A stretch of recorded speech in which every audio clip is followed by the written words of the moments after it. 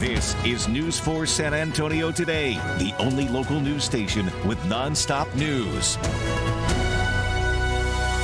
It is what we do. Good morning. Nonstop news starts right now. We are the only TV station in town commercial free until the top of the hour. We have you covered this morning. You just heard from Jeannette, and she'll give us a deeper look at weather again in a few moments. First, we're starting off with Joy Bergen. See the traffic looks out there. Joy, what do we see? Well, a little bit of construction right be over on the northeast side of San Antonio, but we also have delays on the north side as well. So 1604 and I-35, those are our problem spots. 1604 is going to be the westbound lanes as you're approaching 281 between Bulverde Road and Redland Road, and then I-35 is the southbound lanes here as you're approaching 410. This causing about a 10-minute delay at the moment. It's between O'Connor and Weidner. Downtown, road work on I-35 really starting to pick up here as well. The upper level here between Cesar Chavez and Brooklyn Avenue, and then the eastbound lanes of I-10 between Culebra and Frio. Again, the upper level of I-10 there. Here's what the rest of San Antonio looks like. Quiet, not a whole lot of issues as far as accidents or anything like that. Just work getting done. That's the latest with your on-time traffic. All right, Joy, thanks. I like how she's just work getting done. Sometimes you got to do that. Two San Antonio police officers are recovering this morning. They were shot by a suspect just outside a hotel on the west side. We talked about this, obviously, with the mayor. This morning, we're finding out more updates on their condition and more on the suspect. News 4 San Antonio's Christina De Leon joins us live with the details. The good news is those officers are going to be fine, right, Christina? That is right. That is the good news. We know about the suspect. His name is Odon Paul Bustos, and he does have a lengthy criminal history. According to police, the 36-year-old Bustos was waiting for police outside the hotel after what they originally got called out there for, a 911 hang-up call who was made by a woman who was whispering on the other line to get over there that she was in distress. Now, the police chief says officers were parked in the area at the time of the Ramada Inn Travel Lodge off Highway 90 near Military Drive West on the west side. Now, when they responded originally, Bustos apparently was taunting those officers, gesturing to them, but the officers ignored them at first. They were trying to track down this woman. Bustos even was yelling that he did not want to go back to jail. But finally, they had to respond because Bustos pulled out a gun and began to open fire at the officers, who then returned fire, killing the 36-year-old. Police are still investigating everything, including that initial 911 call. I spoke to the chief about that. Here's what he told us. It was a female calling. She was whispering, and beyond that, we don't know. Do you think it was somebody who was really in need, or do you think it was somebody trying to lure police here? I don't know. I really don't know yet. We don't know yet. Have you been able to locate her? No. Now, of those two officers who were shot, both of them were struck in the arm. The second officer was struck in the arm and the leg. Again, both of them are recovering, expected to be okay. Police still investigating all of this at this hour. Reporting live, I'm Christina De Leon. We will send it back to you. A year after a hiker was found murdered on a San Antonio trail, investigators say they've made an arrest. The Bexar County Sheriff's Office says Samuel Akeem Charon is accused of killing 63-year-old Stacy Dramiga, who was out for a jog on Greenway Trail last year. Investigators say DNA collected when Charon was arrested in April for an unrelated crime matched evidence from the murder scene. Charon remains in the Bexar County Jail on capital murder and tampering with evidence charges. In the Allen at the Live Desk, we are following some breaking news this morning. The man arrested in connection with starting the deadly Palisades fire in Los Angeles is facing new charges. A federal grand jury indicted 29-year-old Jonathan Renderneck, who charged with 1 count of arson affecting property used in interstate commerce, 1 count of destruction by property by means of fire, and 1 count of timber set afire. Renderneck could now face up to 45 years in prison instead of the 20 years he was originally looking at. Of course, he's accused of starting that deadly fire that ultimately killed 12 people and destroyed thousands of homes there in California. That's the latest from the Live Desk. All right, Emma, thank you. I am so excited. You guys started this yesterday. I was out. Now we're here. So we have an interaction every day with Jane King, who is live at the New York Stock Exchange. Yeah. We usually do it in the 5 a.m. hour. We're now doing it and proud that we're doing it at 6:45 every morning. Jane, how does 7:45 on the East Coast look right now?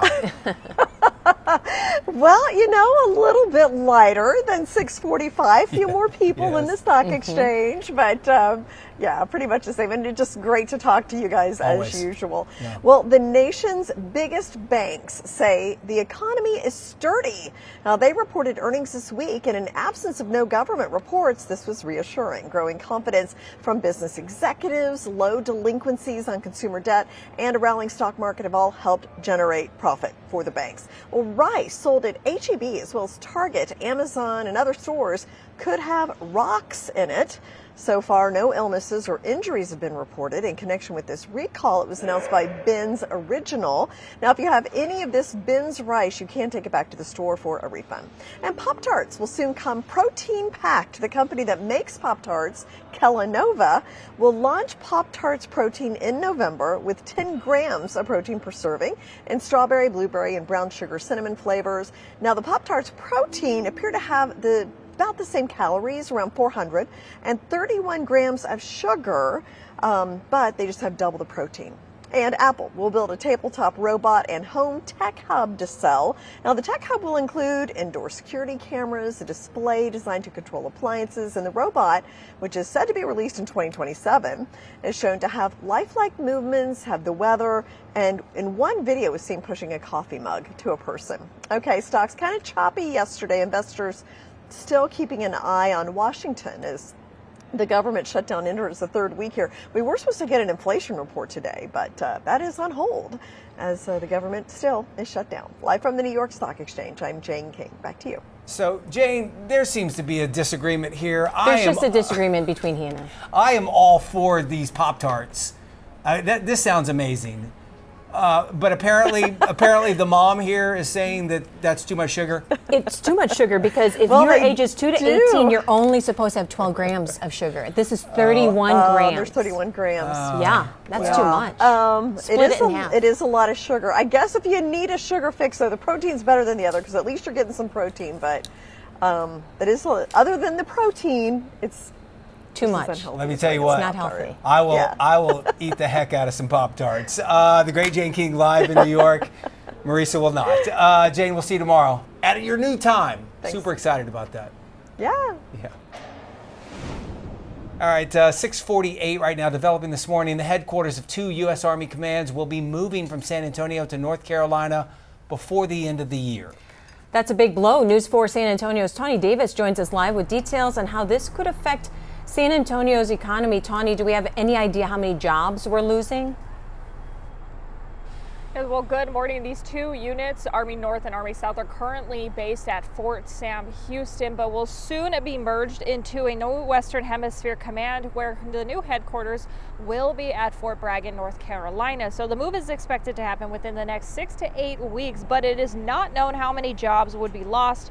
But some elements of the 2 San Antonio-based commands were expected to stay even after their headquarters had moved to Fort Bragg. This consolidation has been in the works for months as part of a broader initiative by Defense Secretary Pete Hegseth to streamline armed forces, reducing the number of 4-star generals. Mayor Gina Ortiz-Jones expressed disappointment at the decision, but says it might have a minimal impact to the overall Army footprint in San Antonio. She goes on in a statement saying, "We await additional details on the actual number of personnel that may be reassigned because of this change. San Antonio is unmatched in our ability to host military missions and families, and we look forward to working with the Department of War and Department of Army to identify additional missions San Antonio may be able to host."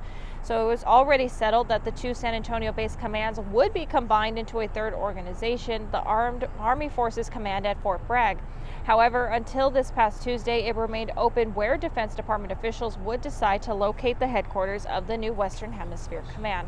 So the military remains San Antonio's largest employer, where in 2024 employed 86,000 or more than 86,000 people, and that's about 7% of San Antonio's labor force. Reporting live, I'm Tawny Davis. Back to you.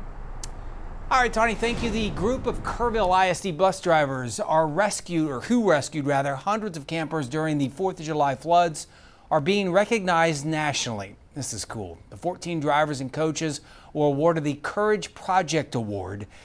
The drivers risked their lives to rescue nearly 900 kids and counselors who were trapped at camps La Junta, Mystic, and Waldemar.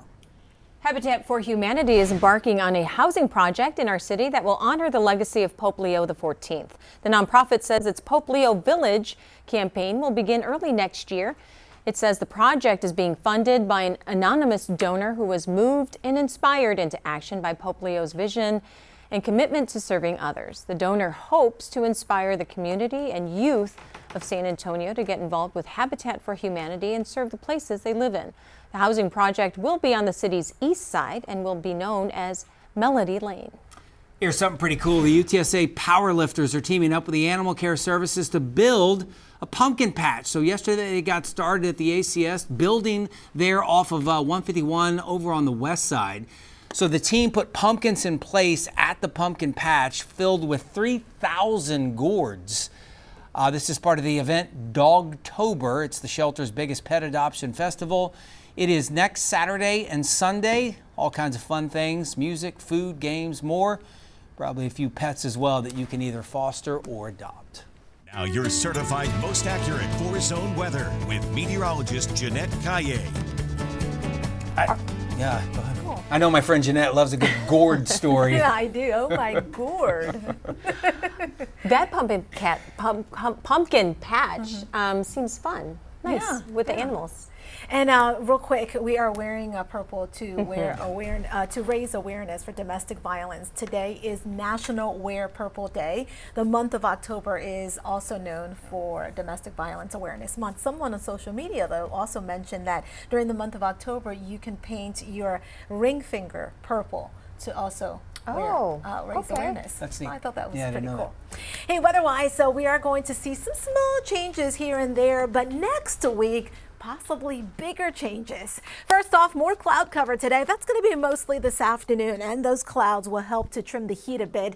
Look for highs in the mid to upper 80s this afternoon. Yesterday, we made it to 91 in San Antonio. Today, I think we'll be just below 90 degrees. A weak front arrives this weekend, hot and humid ahead of the front Saturday. Sunday, still warm, but at least not quite as humid. Next week, possible pattern shift. I'll talk more about that coming up. Here is the setup. We have that upper level ridge that was sitting over the region earlier this week. It's now drifting farther to the north, and that setup has allowed a little upper level disturbance to get closer to deep South Texas.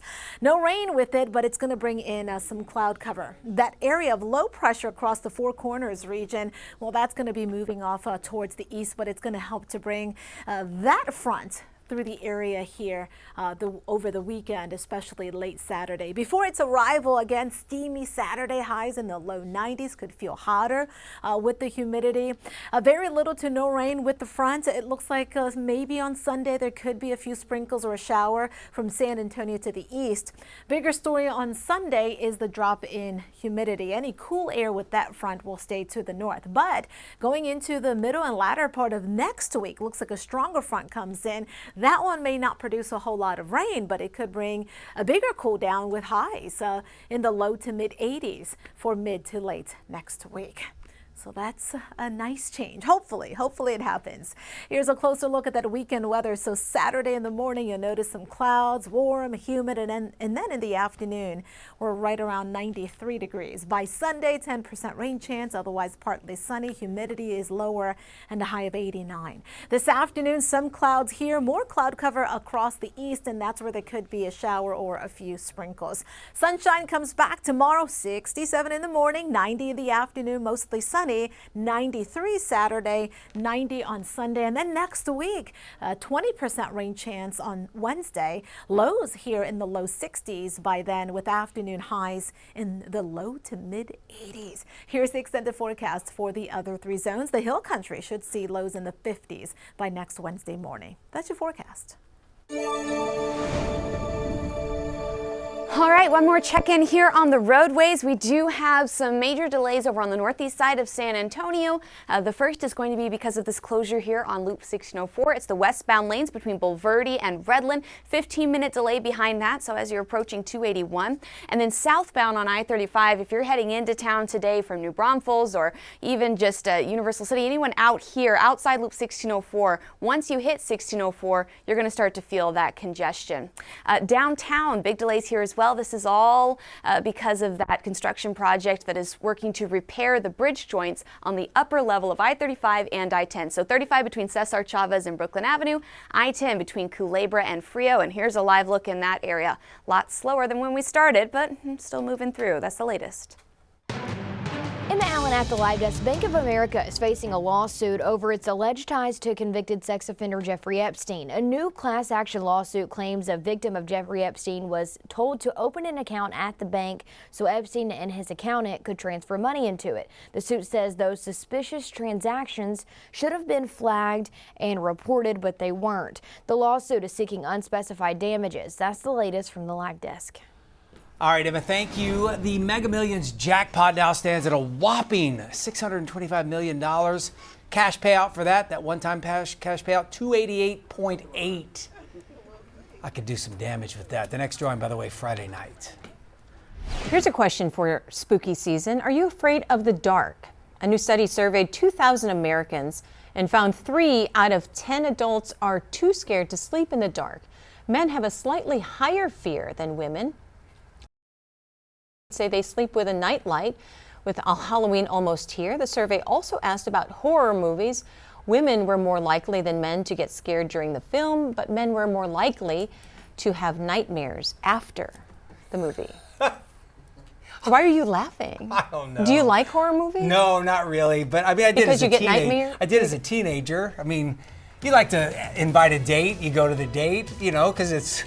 I've never been invited on a date to watch a horror, but my husband loves a good horror movie all the time.